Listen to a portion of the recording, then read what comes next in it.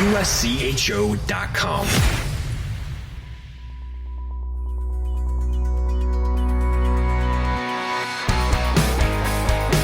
Welcome to USCHO Weekend Review for Monday, October 31st, 2022, where each week we look back at the highlights of the weekend and the news of the week.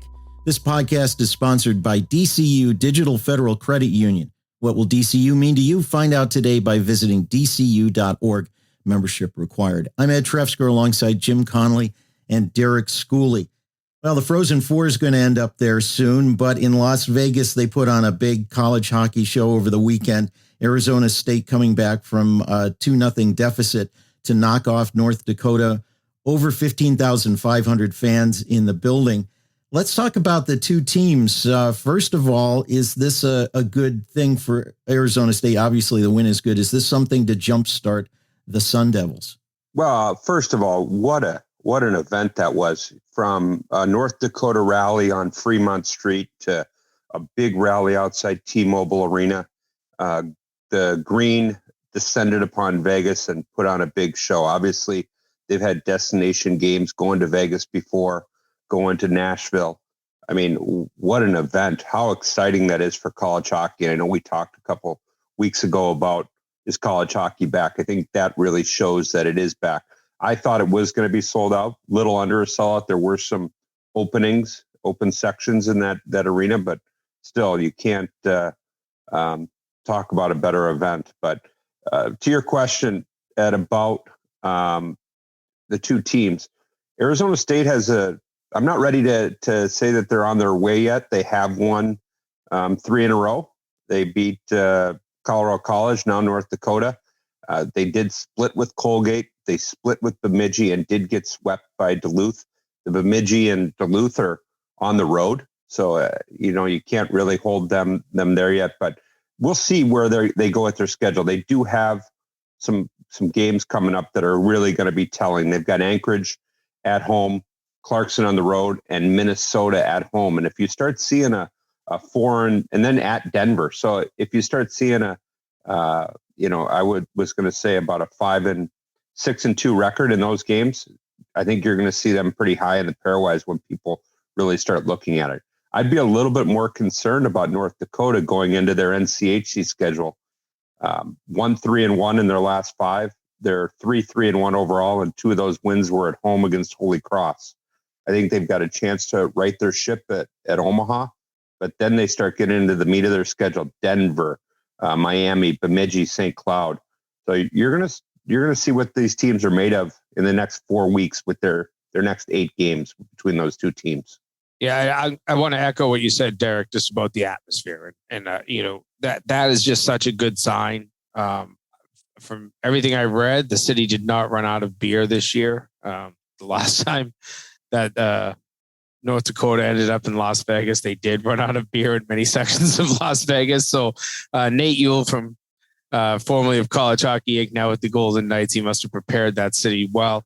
I would say I am kind of concerned about North Dakota. I can't tell you that having a 2-0 lead and watching it slip away, you're talking mentally, that has to really hurt this team in that environment when it's not just a home game. I mean, this is there were Arizona State fans in those stands, and when they scored goals, you could hear them cheering. But maybe there was 1,000, maybe there was 1,500 of them. There were 13,000 plus North Dakota jerseys, the glow sticks, the towels, everything they had going for that game. They were ready, those fans, to continue to explode throughout the night. They got 2 early bursts, and that was it. And Arizona State, Greg Powers should be proud of his team, the way they really silenced that crowd.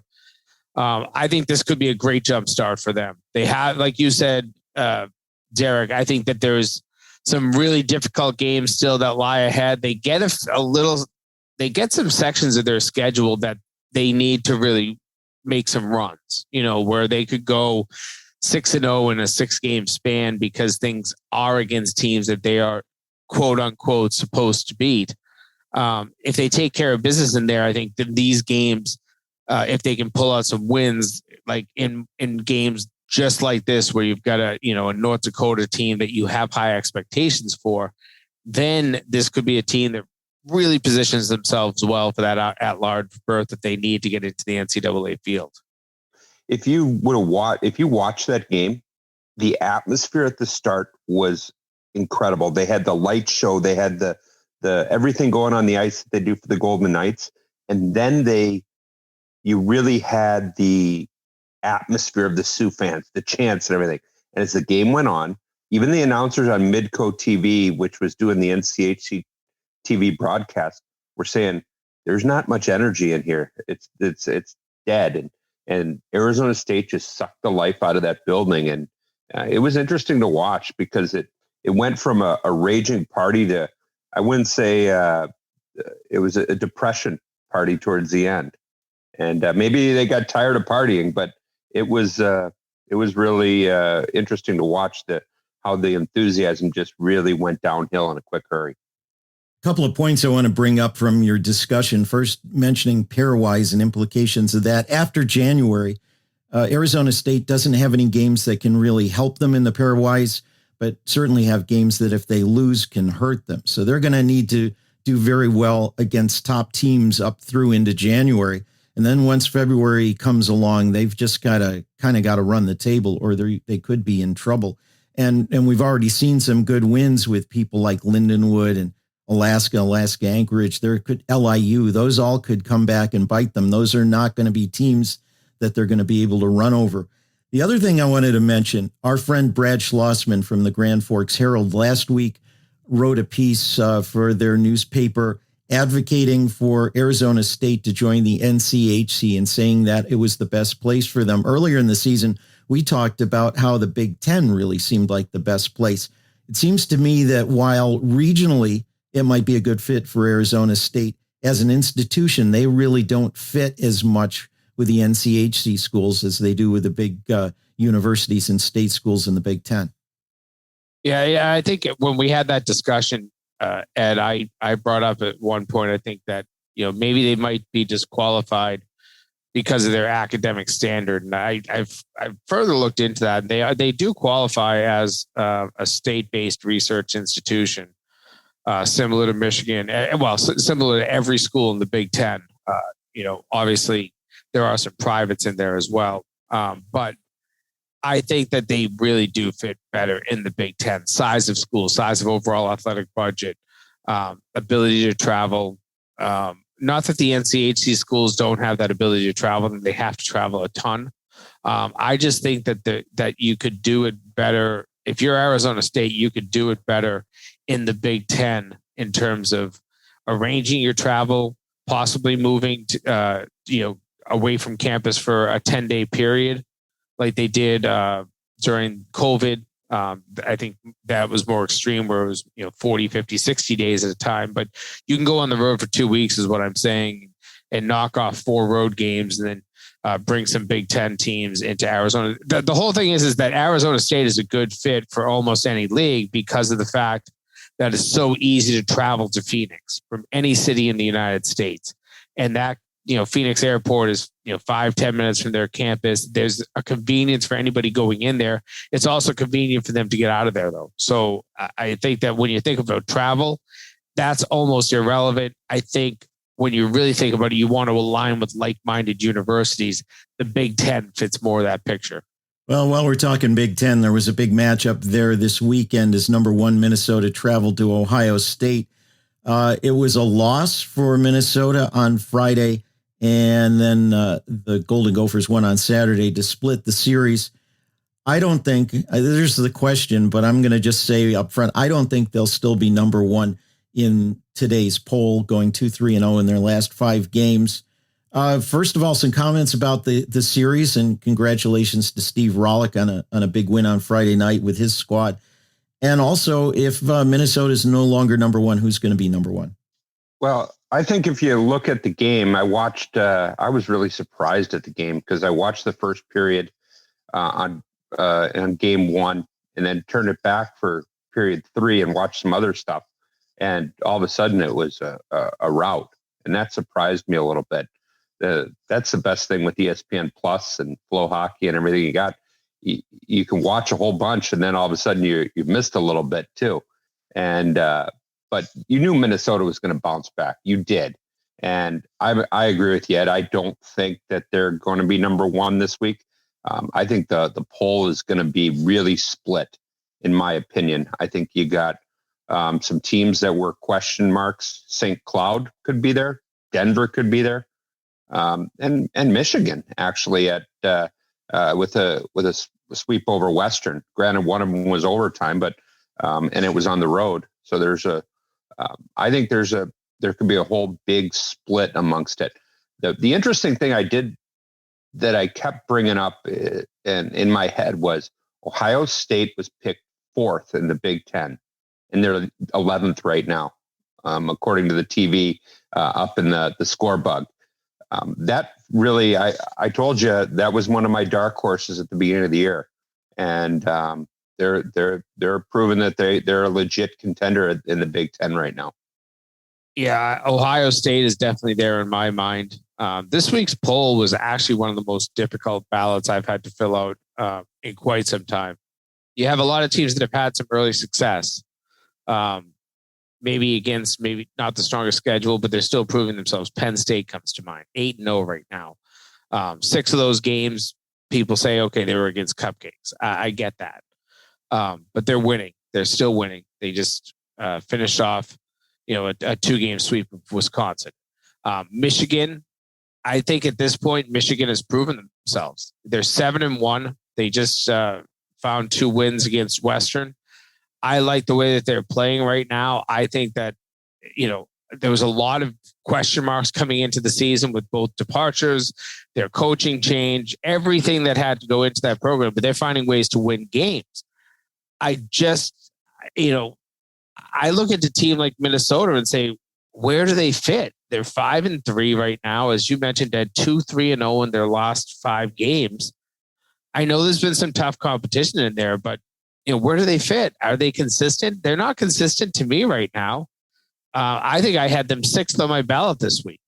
I had teams like UConn in front of them. I had Denver in front of them. So I think that right now I really did sit down and have a harder time last night filling out my ballot than I have all season. And maybe for a couple of seasons, it has not been this difficult to try to really. I knew who my top 20 are, or maybe top 22, top 23, and I don't have a problem narrowing the bottom part of the poll down, but that middle from maybe 14 through 1, I'm really having a hard time ranking these teams. The one thing that scares me about Michigan, and I brought them up, is, and maybe it's a good thing, they're winning right now, and I don't know if their goaltending is as solid right now as it's been. They've given up 15 goals in the last 5 games, and that doesn't even count the 4 that they gave up to Lindenwood. So I guess that's a good thing that they're winning with Portillo not being as good as he was last year right now. Maybe that's the fact that their D is probably not as good as they were. But that being said, they're finding ways to win every type of game, whether it's a low-scoring game, a high-scoring game. And if he gets going like he was going last year and finds ways to steal games, then really watch out, because they're finding ways to win with a lot of different ways. Let's put it that way. I honestly think that Michigan in a track meet right now, having watched a little bit of them play, is maybe more dangerous than that team was with all those horses last year. They just seem to execute offensively, and they find ways to score goals. Their power play still cranks. They really do have they have less of the first round talent, but they still have some really high end talent compared to what I've seen in some other teams out there. They can score. Their defense, I think you're right. That's where maybe they are not as strong, and they will need to continue to improve. I think Portillo's seeing a lot of good shots, more grade A's than he saw at times last year. But right now, they're the horse that I would put my money on. I like the way that they're really playing right now. And as you said, Derek, every game scenario, low scoring, high scoring, and mostly high scoring, they're finding ways to win. It's funny I bring up D when I'd kill to have a D core of Hughes, Trescott, and Casey right off the bat with the amount of points those Ds are. I guess I should just shut up sometimes. 8 games played, 42 goals scored right now. They've only allowed 22. So there's still a plus 20 in goal scoring, despite everything we're saying about their D. Let's take a look at one more matchup from the weekend before we go to a break. Number 5, UMass lost on Saturday to Merrimack in overtime, needed overtime to win at home the night before. 2 kind of tight, low-scoring games. What does this tell us about UMass? And does it say more about Merrimack than it does about the Minutemen? I think it does say a lot about Merrimack. They're going to be a tough team yet again to play. I've seen some mixed results in some different games. I think, sometimes they get off to a hot start. They do like to play, with the lead and not chase the game. But they stayed in both of these games, both Friday and Saturday, found ways to tie both of those games, force overtime. Both teams end up basically coming out with 3 points, taking the games at home. But UMass, listening to Greg Carville on Saturday after their loss, he actually sounded happier after a loss than he did a win on Friday night. Really pleased with this team's effort on the road. And they were less than a minute away from a 1-0 shutout win. They just struggled to score goals. And if you've played in Lawler Rink, the Volplex, as I've called it, the Volpe Complex is what the old name of that place was. It's a tough place, very small rink. You feel like the fans are on top of you. The corners are kind of angled. It feels like they're a little weird. Pucks come out from behind the net at weird angles. There's nothing that feels normal about that place. And I think that's a big home ice advantage to Merrimack, in my opinion. So if you come out of there with any points, I think usually you do well. I think that UMass had higher expectations, but I do think that this Merrimack team is going to be dangerous again. They were there last year. They just didn't have an ability to put themselves over the hump in the playoffs. Ran into a UMass Lowell team that was pretty strong. But I think that right now, Merrimack is dangerous, and you've got to take them more seriously every time that you take the ice against them. If you don't, they'll find a way to pull off the win, no matter who you are and how you play. That's a good thing for Hockey East, and I know our good friend Steve Metcalf's probably listening right now, saying, "Yeah, we're finally talking about them." But 8 of the 11 teams right now in conference play are over 500. I mean, and that shows a lot of parity right now. And I think you're going to continue to see that. I think we'll see a lot more with Merrimack and Boston College playing this week. Somebody's got to win and lose those games. Somebody's got to drop in the standings. There's got to be some sort of, I guess there's got to be an upper echelon and a lower echelon that hasn't determined itself yet in Hockey East. And I think, I think it's a good thing for college hockey when we're talking about UConn at top Hockey East, Merrimack there. And, you got the Blue Bloods, the BUs and the BCs starting to come back around. So I think this is going to be an interesting way to watch this league shake out. And Jimmy, obviously you watch it more than me, but I just think it's really interesting to see how this year started out within Hockey East. Yeah, I agree with you there, Derek. I mean, top to bottom, this is a really solid league. And you're seeing it in non-conference play. I was taking a look at that last night, and I know we've talked about the interconference records. Big Ten still a nice lead with the 738 win percentage, but Hockey East 671 win percentage right now. NCHC comparatively just a 592. And the NCHC has beat up on the CCHA. They've done an okay job against the independents, not that great against ECAC teams, and against Big Ten teams, that's kind of where they fall down, just 5-6-0 right now. I mean, I think that we have 3 conferences yet again, the same 3 that kind of stand apart from the rest, but it's usually the NCHC that's on top of that bubble, and then it's the Big Ten and Hockey East get to fight for second and third. Big Ten, Hockey East, and NCHC right now kind of a step below. And Atlantic Hockey started to win some games. They did. So they were really low at one point. I mean, it was, they were in the 200% or 20%. Yeah. Yeah. Now they're starting to win. They're at 333, and there's been some traction. I thought it'd be a tad higher when I looked yesterday as well. So I thought that'd be a great thing to talk about, because I just keep noticing them win games, win some games, win games. And if they keep doing it, because they still do have a lot of games up there, they might get up to that covenant on the pace that they're on right now. They're winning a game a week. They're splitting weekends. and they get up to that pace, they might get up to that coveted 400% or 440%. I don't think that is going to get two teams in, especially with the way the other three leagues are going. But it's a nice step for Atlantic hockey.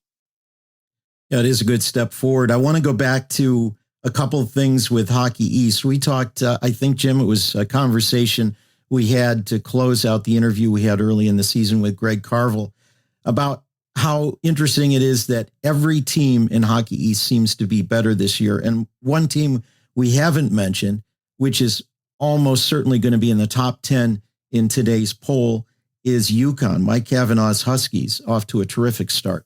I had them top 5 in my ballot. You know, they really are playing the best hockey they've ever played. Right now, 7-1-1. They get a win the other night and a closeout win against BC, where it was a 1-1 game or a 2-1 game, go to the third, and they ended up expanding that and winning 5-1, 6-1, walk away type of win. That's the type of wins that you can't say that UConn has been noted for in the past. If they've been winning games, it's usually a 2-1, 3-2 type of win. They're really doing a great job of finding ways to pull away in the third period. They've got some high-end talent. Everybody, knew that they were on the map after last year going to the Hockey East title game, an overtime goal away from winning their first title and getting to the NCAA tournament. I think people thought, they lost so much, there's no way you can replace all that. They've replaced. They've done a really good job of reloading this team. And they are a very dangerous team that you have to keep your eye on every single game they play. Let's take a pause. We got a whole lot more to talk about when we come back, including the Ivies, Denver, and a great series between UMass, Lowell, and BU. That's when USCHO Weekend Review continues. We're sponsored by DCU, Digital Federal Credit Union. Visit dcu.org. Sometimes it's not about wanting a new car, it's about needing one. And I needed one I could rely on.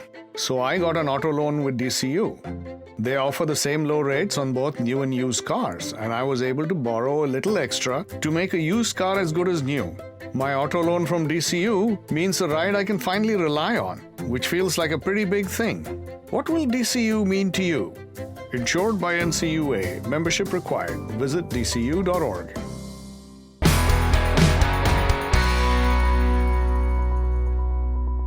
More of USCHO Weekend Review. I'm Ed Trefzger alongside Jim Connelly and Derek Schooley. The Ivies finally get underway. We talked about how they ought to have a full season, but we're beating a dead horse there. Harvard got a pair of wins over Dartmouth and Princeton and had to come back against Princeton, while Cornell on the road got swept in 2 tight games against Minnesota Duluth. Wins that Duluth needed, but an 0-2 start for the Big Red. Yeah, we'll start with Harvard. And 2-0 is the way you want to start if you're Teddy Donato. And in the second night at home, I got to watch a little bit of that game. Down 2-1, they scored the last 3 goals in the game and pull away over Princeton. I can't tell. It's too early to tell who's good, who's not. Obviously, Cornell, they might have lost 2 on the road to Duluth. I have no problems thinking that they'll be a good team.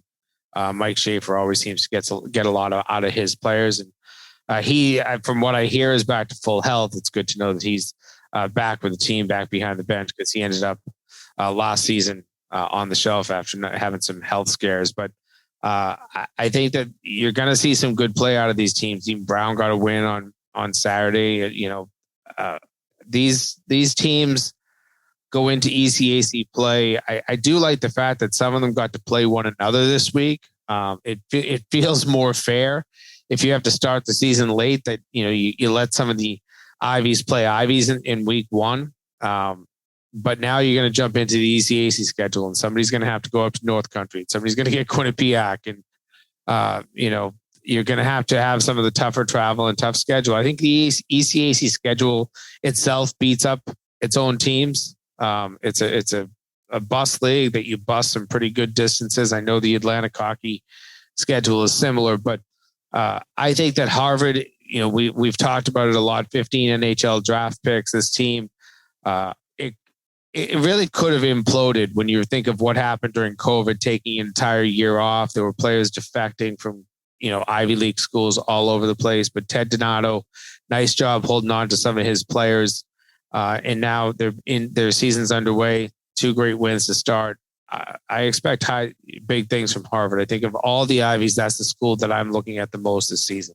I wouldn't feel too bad about Cornell. They outshot Minnesota Duluth in both games. You don't want to start 0-2 if you don't have to, but those were desperation games, I think, for Minnesota Duluth, and probably a good test for Cornell.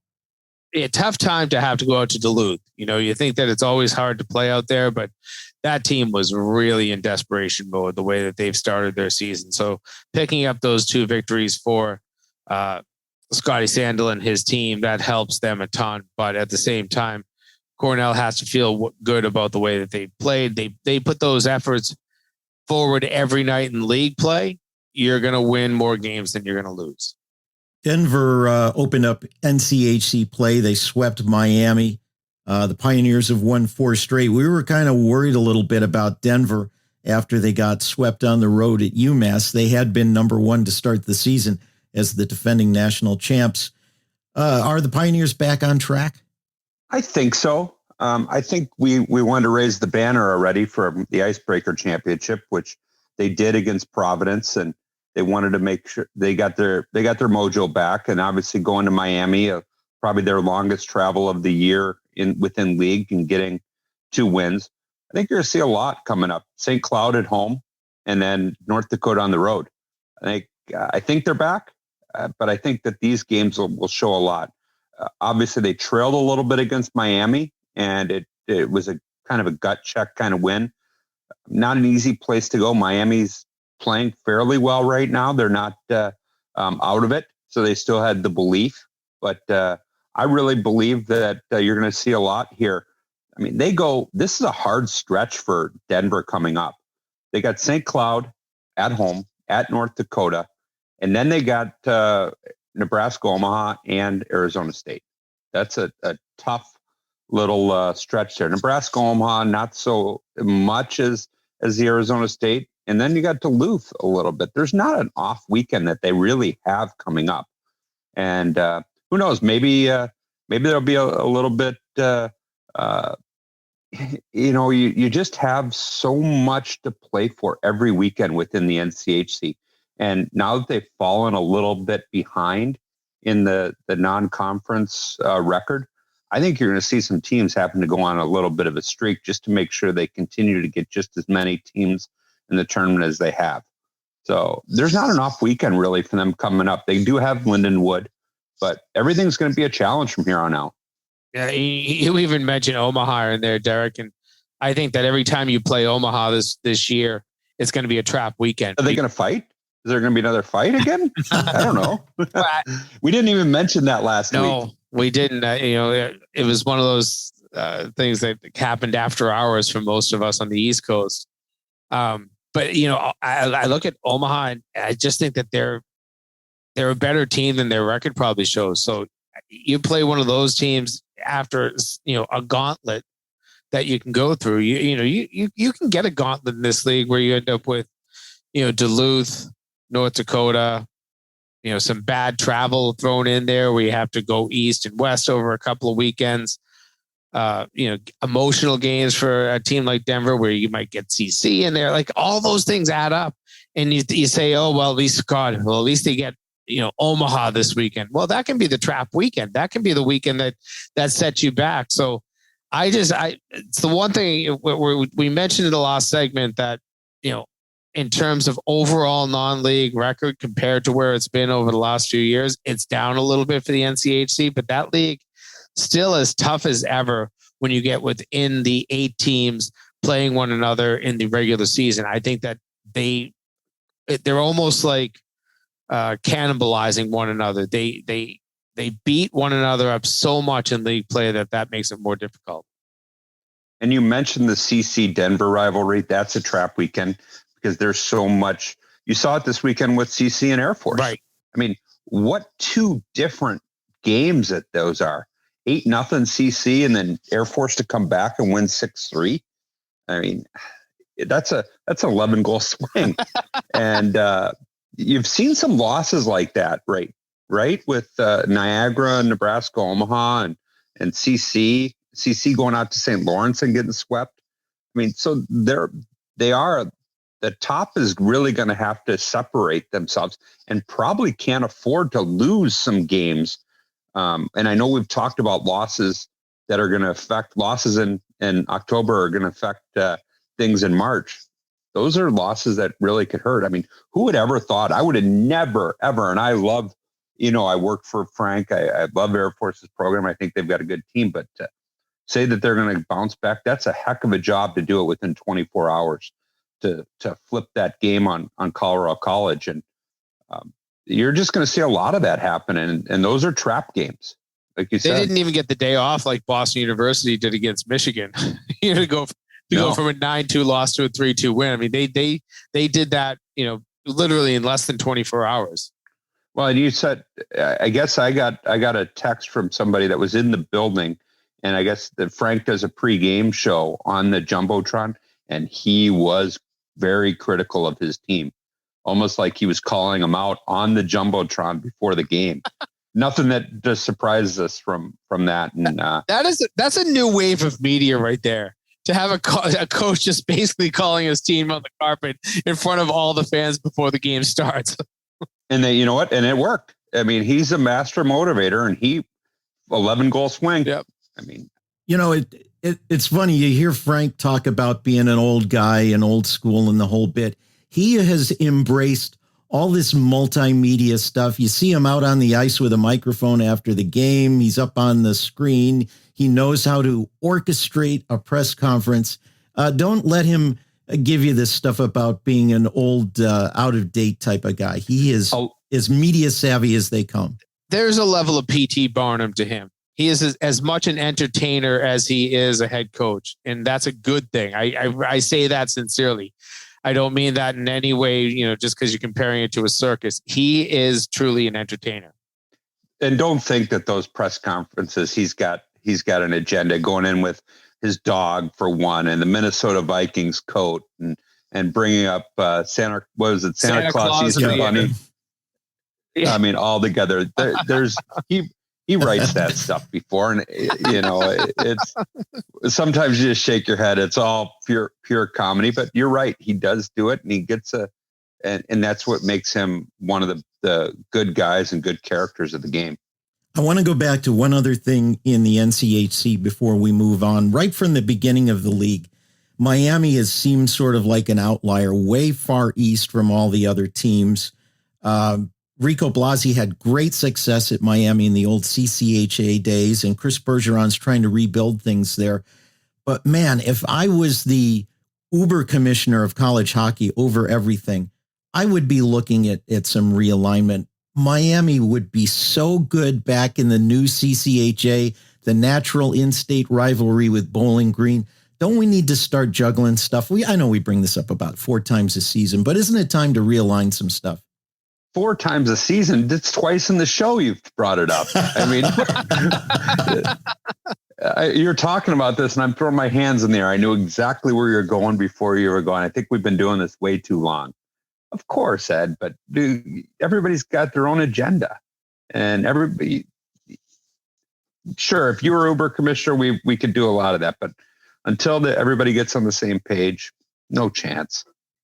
Well, why don't we go on to the last item on our list? And while it was a tight series between UMass Lowell and BU, splitting 2-1 wins for the home team each way, there was almost an end of the game in regulation. It looked like Boston University had scored with 5.8 seconds left. We're going to put the link to the clip in our show notes so you can watch it. Also, the goal was disallowed for goalie interference, and I think the officials got it right. And Jim, I know you want to talk about this a little bit. Is this a rule that needs to be made more liberal, or is it right now? Because a couple of years ago, they did refine the rule and kind of the interpretation to make sure that incidental contact and contact outside the crease wouldn't be a problem. We saw a game like that in the Atlantic Hockey Playoffs last year, an overtime goal that was apparently in the eyes of Sacred Heart interference, but in the eyes of the officials not. And when you looked at the overhead cam, you could see the positioning of the goaltender and kind of the incidental contact.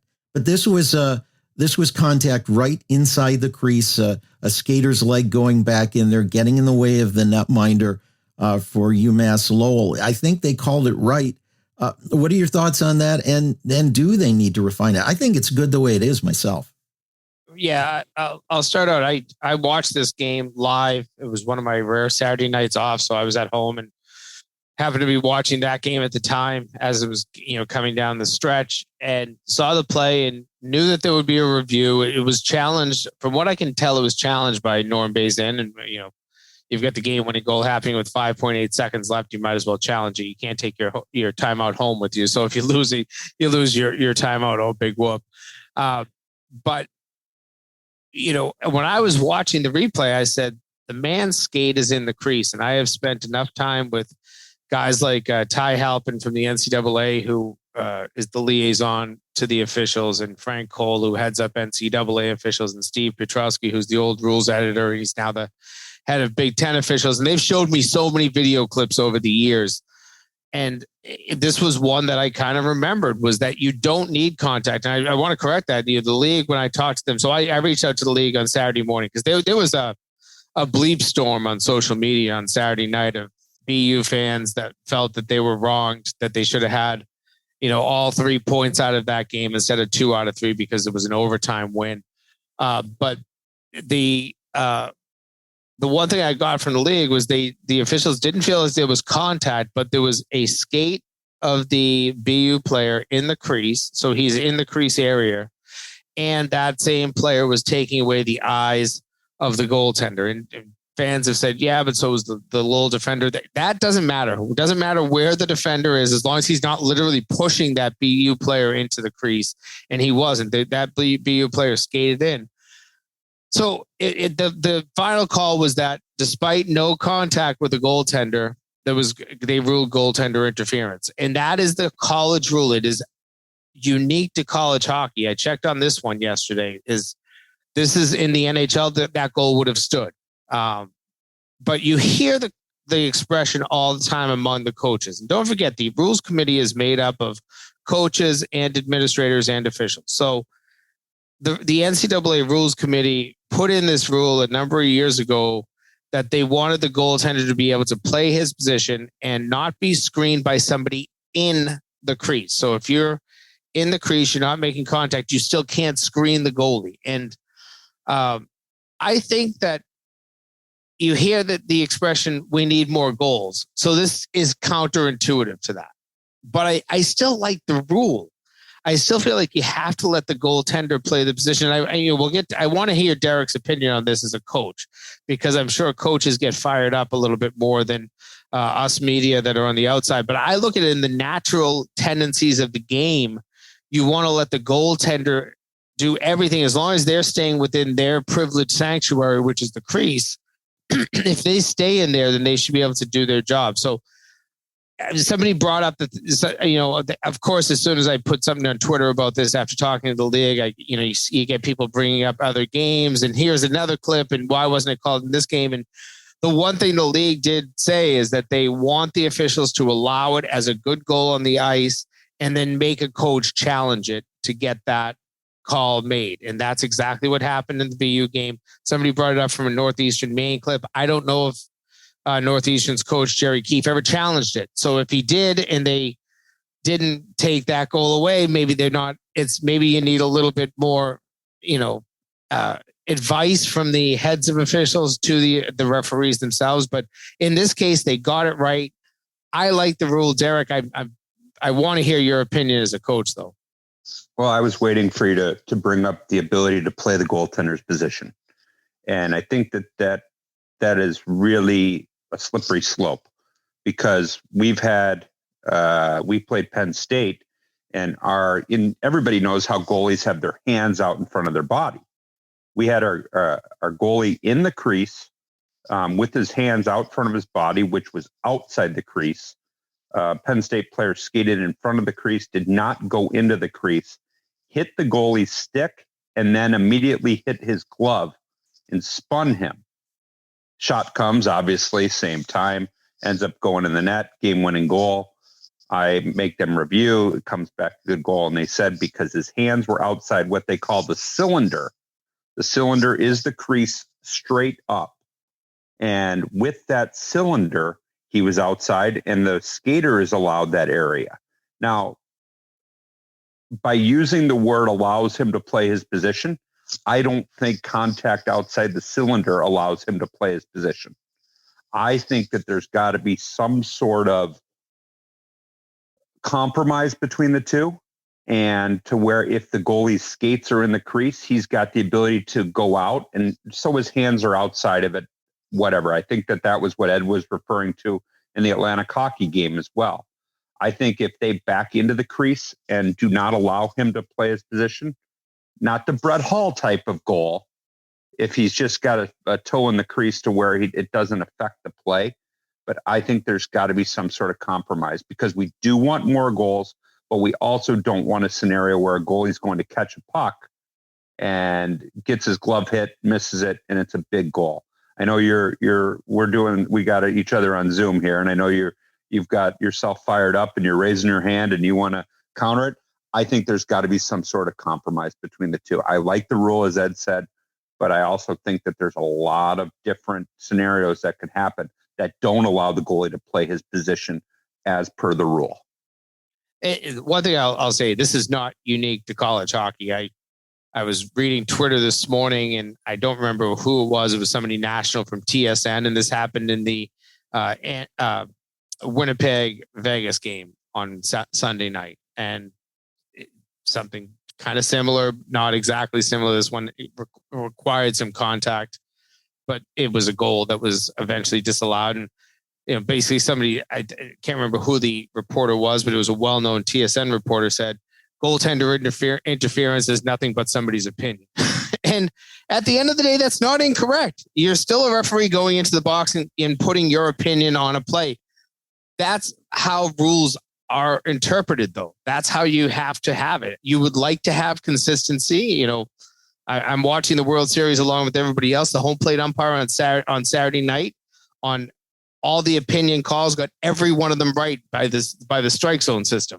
It's a perfect game for an umpire. You want to have a perfect game as a referee. You'd like to get everything right.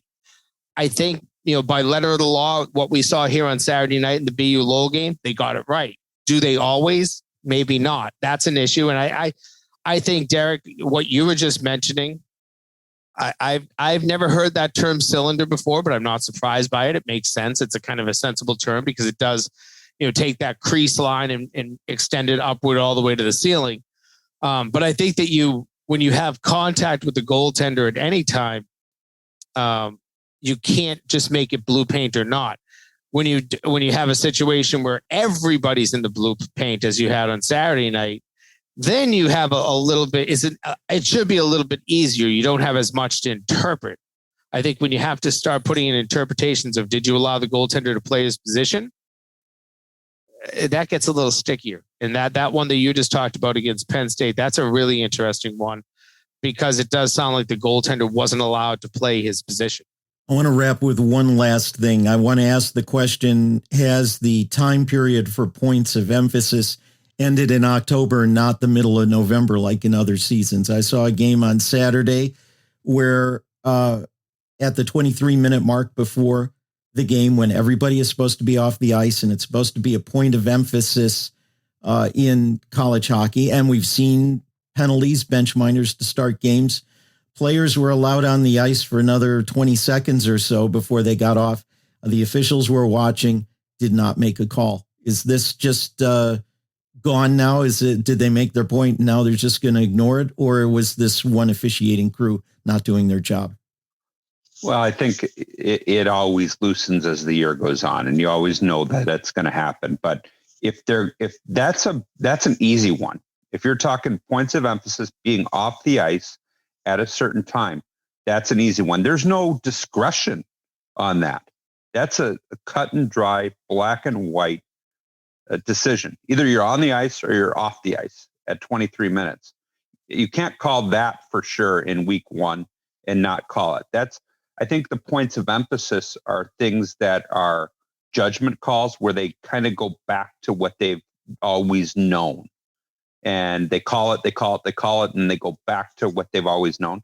That is a specific one where it's a yes or no answer. It's black or white. Either you're on the ice or you're off the ice, penalty. I don't understand that one in your thing, but I also understand that, yes, they loosen points of emphasis, but you can't call that one in week 1 and not call that one in week 6 or 24 for that matter. I mean, that is black and white. That is that's protocol. And if you violate protocol as an official, you have to call it. I get it that you don't want to start a team shorthanded in a game, but you know the rules. Right. Coaches know it. Coaches know the rules. It's the same thing if you submit your lineup and then something happens and suddenly you want to, change your starters. You can't. You got to wait for a face-off. Whatever you have to do, take them off the ice. Just put them on the ice. Whatever it is. Those are protocol violations. I do think as the season goes on, it's why we see everybody, I'm not beating up on officials here because I tend to always side a little bit more with the officials. I've been closer with those guys over time than I probably have with most coaches. But there's a reason that you have 16 power plays in October and you have 4 in the national title game. Some is because players adjust, but some is because officials adjust the way they call their games. And I accept that. I think most coaches accept that as kind of gospel, as the way that it happens. You're trying to emphasize things. You're trying to make points. You're trying to call things early in the season so that when you get to February, March, and April, you don't have to call those same fouls. It's a two-way street between the officials and the players and the coaches for that matter. And I think that's why that changes. I like Derek's point about in your point, Jim, about it being cut and dried with the time. I mean, do we go to February and say, okay, well, the blue line's really about 6 feet wide. So yeah, you're onside. You're close. You're in the ballpark. We're going to pretend we're the second base umpire. You're safe. You can't do that. Anyway, I just wanted to bring that up because that's something we see every season. We've gone long today, so why don't we wrap it up here? USCHO Weekend Review is sponsored by DCU Digital Federal Credit Union. Visit dcu.org. Find our podcasts at uscho.com/podcasts or subscribe on your favorite podcast app. For Jim Connelly and Derek Schooley, I'm Ed Trefzger, and this has been USCHO Weekend Review.